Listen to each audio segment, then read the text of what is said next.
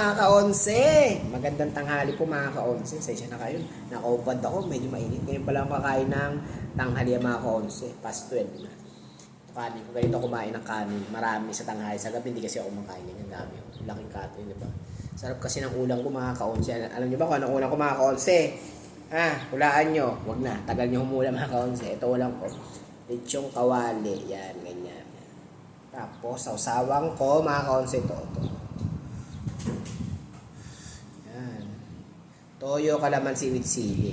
Try natin mga konse kung masarap.